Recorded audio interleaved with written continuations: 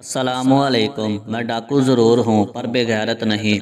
मौलाना मोहम्मद अमीन सफदर ओकाड़वी रहमतुल्लाह ने अपनी किताब में लिखा है और फरमाते हैं, मुझे विहाड़ी के एक गांव से बड़ा मोहब्बत से भरपूर ख़त लिखा गया कि मौलाना साहब, हमारे गांव में आज तक सीरतुन नबी पर बयान नहीं हुआ।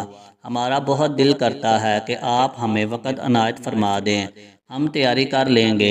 मैंने मोहब्बत से भरपूर जज्बात देकर ख़त लिख दिया कि फ़लाँ तारीख को मैं हाज़िर हो जाऊंगा।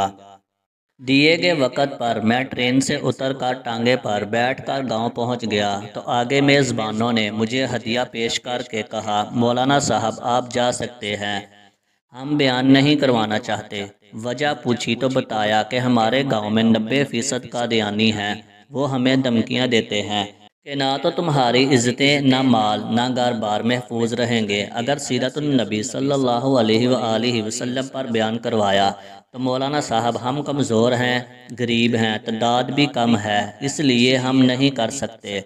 मैंने लिफाफा वापस कर दिया और कहा, बात तुम्हारी होती या मेरी होती तो मैं वापस चला जाता। बात मदीने वाले आका सल्लल्लाहु अलैहि वसल्लम की इज्जत की आ गई है, अब बयान होगा और ज़रूर होगा। वो कहने लगे कि हज़रत आप तो चले जाएंगे, मसला तो हमारे लिए होगा। मैंने कहा, इस गांव के आसपास कोई डंडे वाला यानी बाअसरिया गुंडा है? उन्होंने बताया कि गांव से कुछ दूर नूरा डाकू रहता है, पूरा इलाका इससे डरता है। मैंने कहा, चलो मुझे ले चलो नूरे के पास। जब हम नूरे के डेरे पर पहुंचे तो देखकर नूरा बोला, आज खैर है, मौलवी क्यों आ गए ने? मैंने कहा कि बात हुजूर सल्लल्लाहु अलैहि वसल्लम की इज्जत की आ गई है, तुम कुछ करोगे? मेरी बात सुनकर नूरा बिजली की तरह खड़ा हुआ और बोला, मैं डाकू ज़रूर हूँ पर बेगैरत नहीं। वो हमें लेकर चल निकला। मैंने मस्जिद में 3 घंटे बयान किया और नूरा डट कर खड़ा रहा। आखिर में नूरे ने ये कहा कि अगर किसी ने मुसलमानों की तरफ आंख उठाकर भी देखा तो नूरे से बच नहीं सकेगा। मैं वापस आ गया। कुछ माह बाद मेरे घर पर एक आदमी आया, सर पर अमामा, चेहरे पर दाढ़ी, ज़ुबान पर दरूद पाक का विर्द। मैंने पूछा, कौन हो?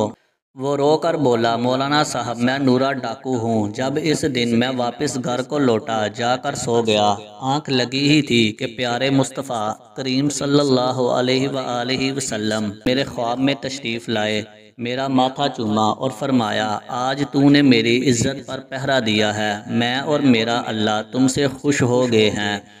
अल्लाह ने तेरे पिछले सब गुनाह माफ़ कर दिए हैं। मौलाना साहब, इसके बाद मेरी आँख खुली तो सब कुछ बदल चुका था।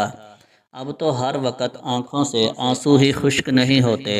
मौलाना साहब, मैं आपका शुक्रिया अदा करने आया हूँ कि आपकी वजह से तो मेरी ज़िंदगी ही बदल गई और मेरी आखिरत संवर गई।